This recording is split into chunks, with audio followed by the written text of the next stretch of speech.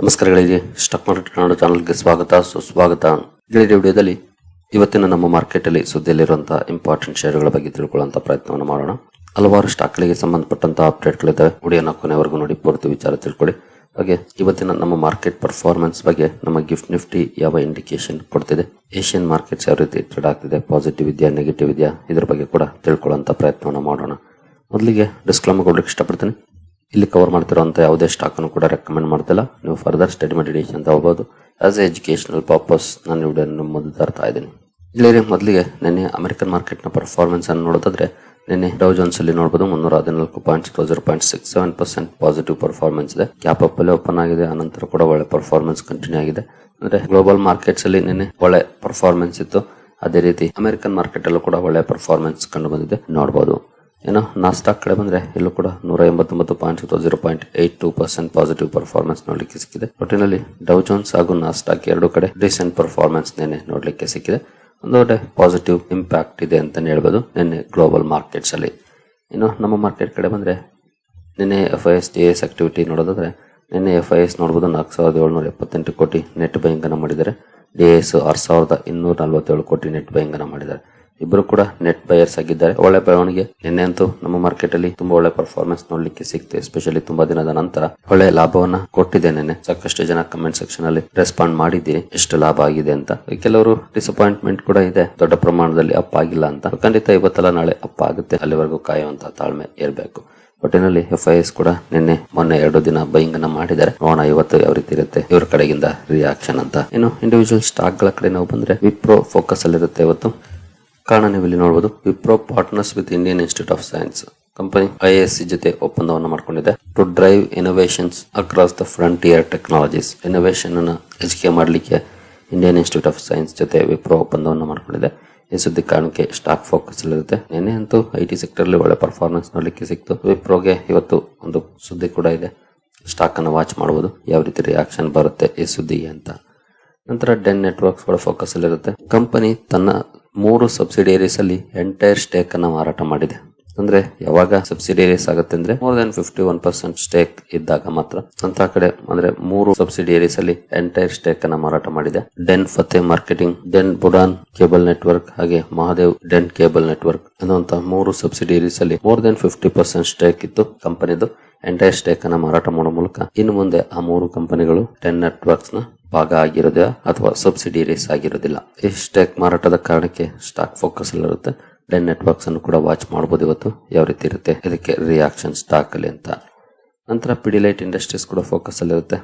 ಕಾರಣ company magic decor ಅಲ್ಲಿ preferential allotment ಮೂಲಕ 5 ಕೋಟಿ ಇನ್ವೆಸ್ಟ್ಮೆಂಟ್ ಅನ್ನ ಮಾಡಿದೆ. ಈ ಇನ್ವೆಸ್ಟ್ಮೆಂಟ್ ಡಿಸಿಷನ್ ನ ಕಾರಣಕ್ಕೆ ಸ್ಟಾಕ್ ಫೋಕಸ್ ಅಲ್ಲಿರುತ್ತೆ.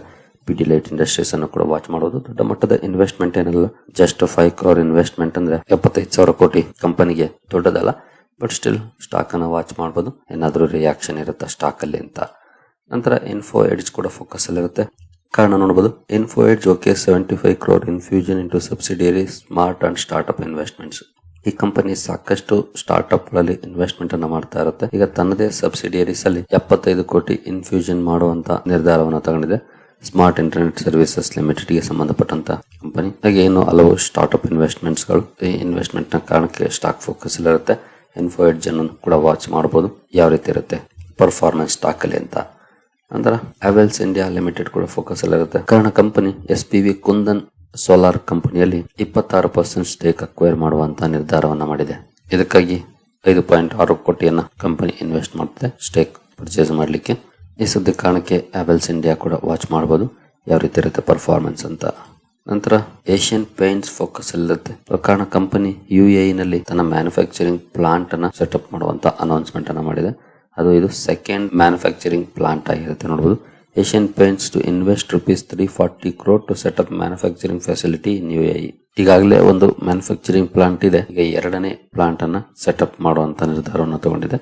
ಈ ಸುದ್ದಿ ಕಾರಣಕ್ಕೆ ಏಷ್ಯನ್ ಪೇಂಟ್ಸ್ ಅನ್ನು ಕೂಡ ವಾಚ್ ಮಾಡಬಹುದು ಯಾವ ರೀತಿ ಇರುತ್ತೆ ಪರ್ಫಾರ್ಮೆನ್ಸ್ ಇವತ್ತು ಮಾರ್ಕೆಟ್ ಅಲ್ಲಿ ಅಂತ. ನಂತರ ವರ್ಲ್ಪೂಲ್ ಆಫ್ ಇಂಡಿಯಾ ಕೂಡ ಫೋಕಸ್ ಅಲ್ಲಿರುತ್ತೆ.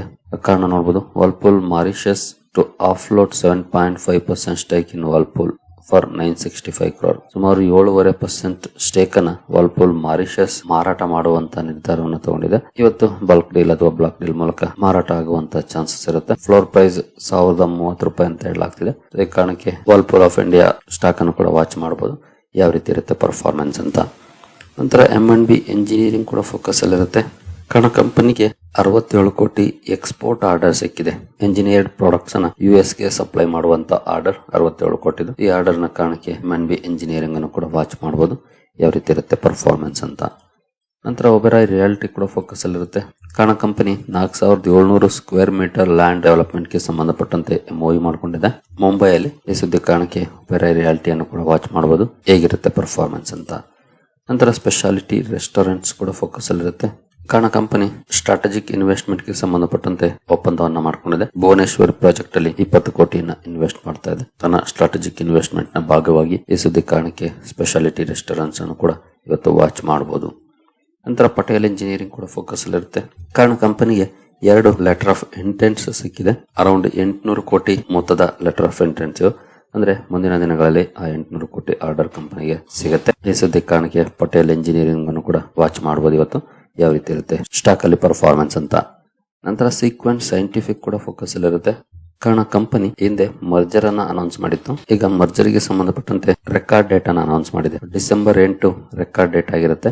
ಈ ಕಂಪನಿ ತನ್ನ 9 ಫಾರ್ಮಾ ಎಂಟಿಟೀಸ್ ಅನ್ನ ಸೀಕ್ವೆನ್ಸ್ ಸೈಂಟಿಫಿಕ್ ಅಲ್ಲಿ ಮರ್ಜ್ ಮಾಡ್ತಾ ಇದೆ. ಅಂದ್ರೆ ತನ್ನ ಸಬ್ಸಿಡಿಯರೀಸ್ 9 ಸಬ್ಸಿಡಿಯರೀಸ್ ಅನ್ನ ಇದರಲ್ಲಿ ಮರ್ಜ್ ಮಾಡ್ತಾ ಇದೆ. ಹಾಗೆ ಸ್ವಾಪ್ ರೇಷಿಯೋ ಕೂಡ ಮೆನ್ಷನ್ ಮಾಡಿದೆ ಕಂಪನಿ 2:56 ಅಂತ. ಅಂದ್ರೆ ಏನು 9 ಸಬ್ಸಿಡಿಯರೀಸ್ ಇದಾವೆ, ಅದರಲ್ಲಿ ಯಾರ್ದಾದ್ರೂ ಹೋಲ್ಡಿಂಗ್ ಇದ್ರೆ ಅದರ 56 ಶೇರ್ಗಳಿಗೆ ಸೀಕ್ವೆನ್ಸ್ ಸೈಂಟಿಫಿಕ್ ನ 2 ಶೇರ್ಗಳು ಸಿಗುತ್ತೆ. ಈ ರೀತಿಯ ಸ್ವಾಪ್ ರೇಷಿಯೋ ಕೂಡ ಕಂಪನಿ ಅನೌನ್ಸ್ ಮಾಡಿದೆ. ಈ ಸುದ್ದಿ ಕಾರಣಕ್ಕೆ ಸ್ಟಾಕ್ ಫೋಕಸ್ ಇರುತ್ತೆ. ಸೀಕ್ವೆನ್ಸ್ ಸೈಂಟಿಫಿಕ್ ಅನ್ನು ಕೂಡ ವಾಚ್ ಮಾಡಬಹುದು ಇವತ್ತು, ಯಾವ ರೀತಿ ಇರುತ್ತೆ ರಿಯಾಕ್ಷನ್ ಅಂತ. ನಂತರ ಆಶಿಯಾನ ಹೌಸಿಂಗ್ ಲಿಮಿಟೆಡ್ ಕೂಡ ಫೋಕಸ್ ಅಲ್ಲಿರುತ್ತೆ. ಕಾರಣ ಕಂಪನಿ 750 ಕೋಟಿ ಇನ್ವೆಸ್ಟ್ಮೆಂಟ್ ಅನ್ನು ಮಾಡುವಂತ ನಿರ್ಧಾರವನ್ನು ತಗೊಂಡಿದೆ ಗುರುಗ್ರಾಮ್ ರೆಸಿಡೆನ್ಷಿಯಲ್ ಪ್ರಾಜೆಕ್ಟ್ ಅಲ್ಲಿ. ಈ 750 ಕೋಟಿ ಇನ್ವೆಸ್ಟ್ಮೆಂಟ್ ನ ಕಾರಣಕ್ಕೆ ಸ್ಟಾಕ್ ಫೋಕಸ್ ಅಲ್ಲಿರುತ್ತೆ. ಇದನ್ನು ಕೂಡ ವಾಚ್ ಮಾಡಬಹುದು, ಯಾವ ರೀತಿ ಇರುತ್ತೆ ಪರ್ಫಾರ್ಮೆನ್ಸ್ ಅಂತ. ನಂತರ ಮಹೀಂದ್ರಾ ಅಂಡ್ ಮಹೀಂದ್ರಾ ಕೂಡ ಫೋಕಸ್ ಅಲ್ಲಿರುತ್ತೆ. ಕಾರಣ ಕಂಪನಿ ಪ್ರಪಂಚದ ಮೊದಲ ಫಾರ್ಮುಲಾ ಥೀಮ್ಡ್ SUV ಲಾಂಚ್ ಮಾಡಿದೆ.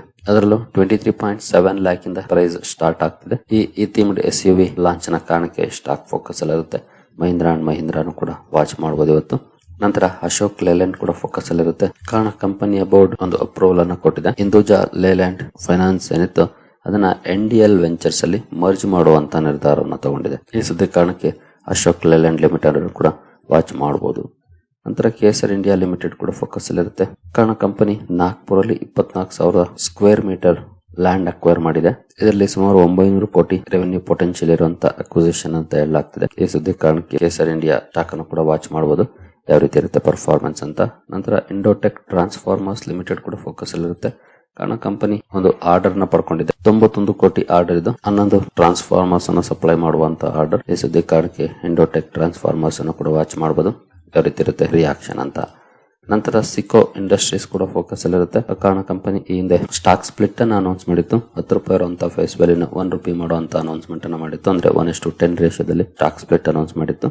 ಈಗ ಅಂದ್ರೆ ಇವತ್ತು ಸ್ಟಾಕ್ ಸ್ಪ್ಲಿಟ್ ಗೆ ಎಕ್ಸ್ ಡೇಟ್ ಆಗಿರುತ್ತೆ.